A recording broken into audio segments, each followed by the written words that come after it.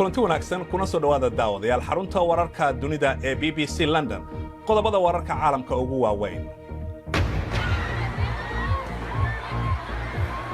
naxdin iyo argagax ayaa ka dhacay Manchester markii uu qof isku qarxiyay meel bandhig faneeda oo uu ka socday bandhig faneedkaasi 22 qof ayaa ku dhintay oo caruur ay ku jiraan waxaanu la kulmi doonaa haweenay barata cilmiga hawada sare oo ku dhiirigelisa da'da yarta ee Kenyaanka ah inay wax ka ogaadaan dunida iyo waxaanu sidoo kale idin haynaa nin ku garaaca violinka magaalada burburtay ee Mosul waa weerarkii ugu xumaa ee argagixiso ee muddo 10 sano ah dalkan UK ka dhaca waxa ku dhintay 22 qof oo ay ku jiraan caruur badan saacadii ugu dambeysana ciidamada booliiska ee Manchester ayaa sheegay in ninka looga shakisan yahay weerarka uu yahay Salman Abedi oo 22 jir ah qof isku soo xiray ayaa isku qarxiyay magaalada Manchester xarunteeda bandhigyada kooxda dawladda Islaamiga la baxday ayaa sheegatay mas'uuliyadda weerarka balse ilaa hadda lama xaqiijin ra'iisul wasaaraha Britain ayaa ku tilmaantay weerarkani mid bahalnimo ah oo ay ka muuqato fulaynimo booliiska ayaa sheegay howlgallo in ay ka sameeyeen dhowr meelood oo Manchester ah oo ku yaala magaaladaasi iyagoo soo xiray nin 26 jir oo weerarka lala xiriirinayo waa kan Cabdiraxmaan Bidhaan oo inooga warrama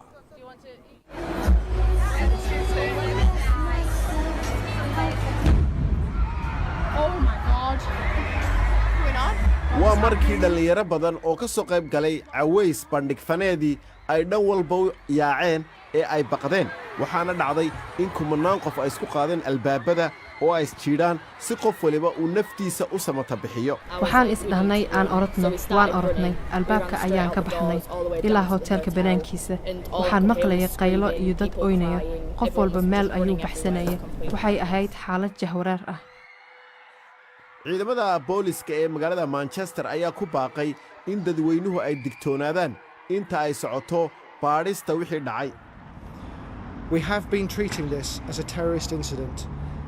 muhiimaddu waxa ay tahay in la ogaado haddii qofka weerarka qaaday uu keligii ahaa ama shabakad uu ku xiran yahay qofka weerarkaasi qaaday waxaan xaqiijinayaa inuu dhintay kooxaha xagga caafimaadka ee u soo gurmaday mashaqada halkaasi ka dhacday ayaa sheegay in dad badan oo dhaawaca ay ku jireen falliidhyo biri ra'iisul wasaaraha dalkan Britain waxa ay ka hadashay ficil walbo argagixiso ah waa mid fulaynimo ah oo lagu weerarayo dad aan waxba galabsan walow weerarkan uu yahay mid aad u xun oo fulaynimo ah oo si ula ka ah loola eegtay dad masaakiin ah caruur aanan isdifaaci karin iyo dhalinyaro oo ahayd in ay ku raaxaystaan mid ka mid ah habeenada ugu xusuusta badan noloshooda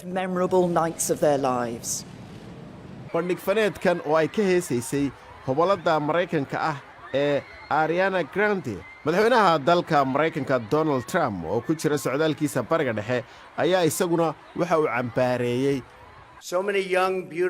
dhalinyaro qurxoon oo tiro badan waxna galabsan oo noloshooda ku raaxaysanayay ayaa waxaa laayay kuwa nolosha ka haray waxaan ugu yeerayaa inay bahallo yihiin sababtoo ah waa erayga ay jecel yihiin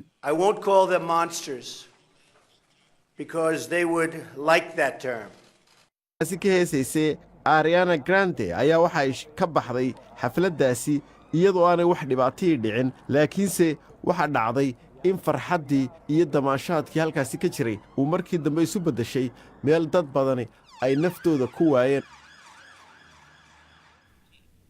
weerarka Manchester ayaa caalamka oo dhan laga cambaareeyay meelo badan madaxweynaha Soomaaliya ayaa ku jiray madaxda cambaaraysay isagoo qoraal uu soo dhigay Twitterkiisa ku yiri madaxweyne Farmaajo waxaanu ka fakiraynaa oo u ducaynaynaa dadka wax ku noqday weerarka Manchester UK way garab istaageen annaguna waanu garab taagannahay saaxiibadeena iyadoo dadka magaalada Manchester haddaba ay ogaanayaan dhacdadaasi masiibada ahayd ee xalay ka dhacday magaaladooda ayaa wariyahayaga BBC-da Qaalib Xasan Baaruud oo hadda ku sugan magaalada Manchester goor dhaweyd uu iga warramay wararkii ugu dambeeyay farxan hadda waxaan ku suganahay goobtii xalay qaraxu ka dhacay goobtan halkan uma dhaafi karo waayo dhammaan jidadka iyo wadooyinka galaa way xidhan yihiin goobtan waa goob ku caana magaalada Manchester oo lagu qabto xafladaha ciyaaraha iyo heesaha marka aad dhex martid magaalada Manchester waxaad ku arkaysaa murugo weyn oo ka taagan oo ka jirta magaalada waayo dadkii xalay halkan wax ku noqday waxay u badan yihiin dhalinyaro iyo caruur qofka ugu yar ee ilaa iyo hadda geeridiisa naloo xaqiijiyey waa gabadh 8 jir ah. duqa magaalada Manchester isaguna waxa uu caawa wacay munaasabaad weyn oo loogu baroordiiqayo dhammaan dadkii wax ku noqday halkan. booliisku waxay noo sheegeen inay og yihiin qofkii geystay falkan, laakiin weli magaciisa may soo bandhigin. faahfaahin dheeraada oo ku saabsan qaraxaasi ka dhacay Manchester iyo warbixino kaleba waxaad ka heli kartaa boggeena bbcsomali.com adiga oo ka galaya moobilkaaga. bal markan aynu eegno qodobo kale oo ku jira wararka maanta. jilaaga Britishka Roger Moore oo lagu yaqaanay filmadii James Bond ayaa geeriday isagoo 89 jira. waxa uu qabay kansar. Moore waxa uu door actor ka jilayay filimka 007 oo uu kala wareegay Sean Connery 73. wuxuu jilay 7 filim muddo 12 sanadood gudahooda. ciidanka ammaanka ee Bahrain ayaa lagu soo warramay inay rasaas ku fureen dad banaanbaxaya oo taageersan wadaadka Shiicada ah. kooxaha xuquuqda u ololeeya ayaa sheegay in hal qof la dilay. boqortooyada Bahrain ayaa waxaa gelgelay rabshado sanadkii 2011 markii mas'uuliyiinta deegaanka oo ay taageerayeen militariga Sacuudigu ay cagta mariyeen Shiica doonaysa in la sameeyo ra'iisul wasaare la doorto. qiimaha saliidda cayriinka ayaa hoos u dhacday kadib markii uu soo baxay warka ku saabsan in maamulka Trump uu qorsheynayo inuu iibiyo kala bar kaydka rasmiga ee Mareykanka. arrintan ayaa qayb ka ah qorshaha miisaaniyadda ee dhawaan lagu dhawaaqayo. malaayiin haweena oo reer Indonesia ayaa qoysaskooda ka taga si ay dibadda uga soo shaqaystaan, gaar ahaan Khaliijka iyo Asia. degmada Lombok ayaa loo yaqaano xudunta muhaajiriinta Indonesia, maadaama halkaasi ay ka tagaan dadka ugu badan ayaa tuulo halkaasi ku taala kala bar caruurta waxa ay koreen iyagoo labadooda waalid haysan. eli waxa ay la noolayd ayeedeed tan iyo markii ay da'deeda ay ahayd 11 sano. ma aysan arag hooyadeed muddo laga joogo 6 sano.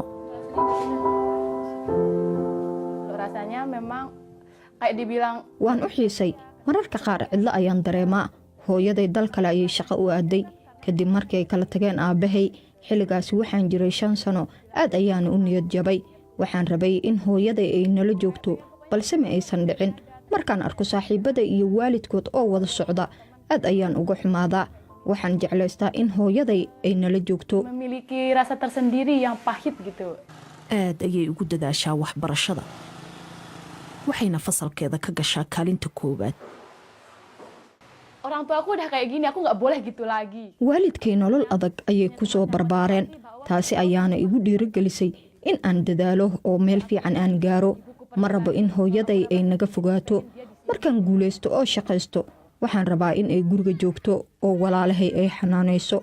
koox u ololeysa xuquuqda aadanaha ayaa caawisa carruurta iyada oo kale ah oo ay waalidkood ka maqan yihiin. fasallo qaas ah ayay bartaan galab walba. dhibaatada ay wajahayaan carruurta markii hore waa la iska indhatiri jiray. dhab ahaantii ka maqnaanshaha waalidkoodna saamayn xun ayay ku yeelatay. suniya waxay muddo kooban dib ugu soo laabatay tuulada si ay u soo booqato 7 carruurta. mar walba waa niyad jabsanahay.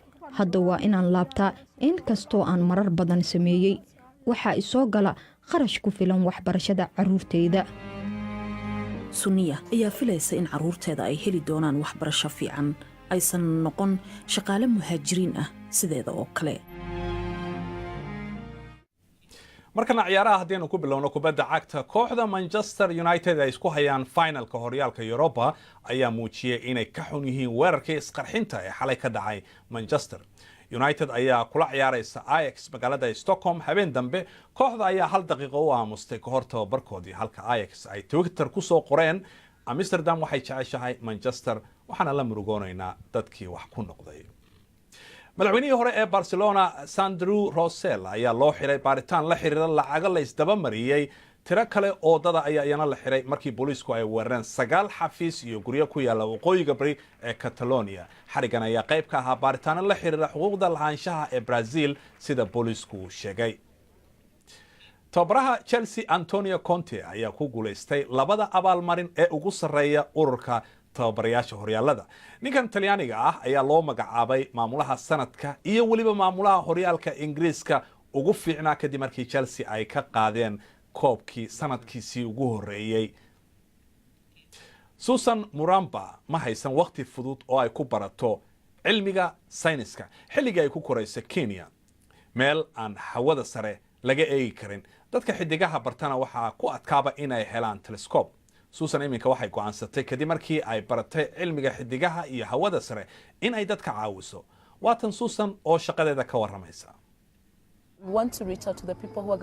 markaynu ka hadlayno dhalinta dalkeenna ama qaaradeena ee mustaqbalka hogaamin doonta iyo adduunka aynu ku noolnahayba, waxaa habboon in cilmiga sayniska loo bandhigo. waxay ka qayb qaadan kartaa mustaqbalka horumarka iyo in Kenya ay ka soo baxaan saynis yahano. waana ta aan u arko in ay tahay wax muhiim ah in dugsiyada loo bandhigo sayniska si ay ardaydu su'aalo uga keenaan.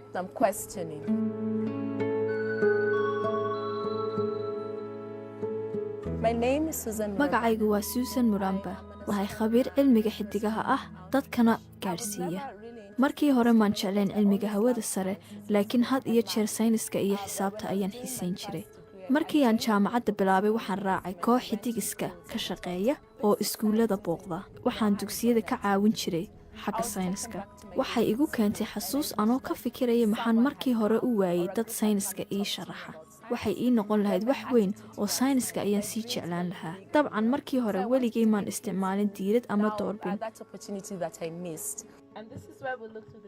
waxaanay taasi ahayd caqabadii ugu horreysay ee iga hor timid. maan garanayn cirka habeenkii.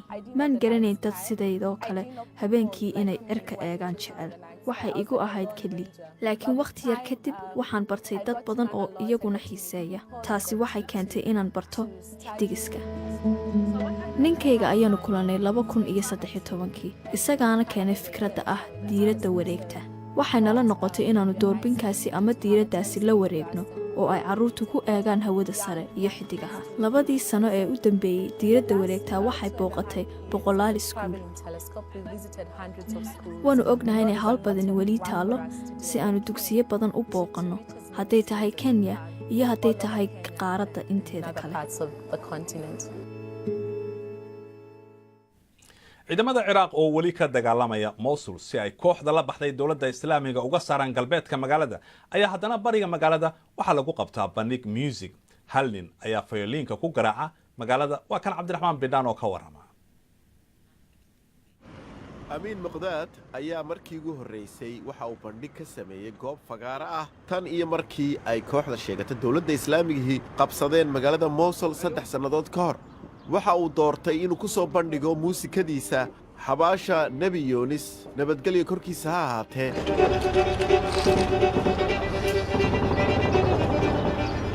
waxaa meel fog laga maqlayaa rasaasta iyo qaraxyada ka dhacaya magaalada Mosul, laakiinse isagu waxa uu tumayaa muusigiisa.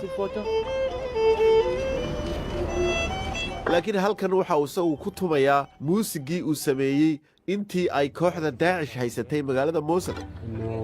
anigoo ka faa'iidaysanaya fursaddan waxaan fariin u dirayaa adduunka dhammaan fikradaha ka horjeeda xorriyadda iyo argagixisada in muusigu uu yahay wax qurux badan, qof kastoo ka horjeedana uu xun yahay. amiin muqdaad ayaa magaalada Mosul isagu waxa uu ka qaxay 3 sannadood ka hor, laakiinse bil kadib ayuu soo noqday oo waxa uu yidhi bal qalabkaagii muusikada aad soo qaadatid, inkastoo uu markii dambe halkaasi ku xanimay. inta kadib ayaa kooxda dowladda Islaamiga sheegata ciidamo ka tirsanay waxa ay galeen gurigiisa, waxaanay la wareegeen dhammaan qalabkii muusikada halkaasi yaallay, isaguna lafihiisa u baxsaday oo meelahaasi isku qariyey. waxa uu dib u soo baxay markii ay ciidamada Ciraaq ay la wareegeen bariga magaalada Mosul. dagaal ayaa iminka ka holcaya dhanka galbeed ee webiga Tigris. ayaa bandhig faneedkani waxa uu yahay guul u soo hoyatay dhaqanka.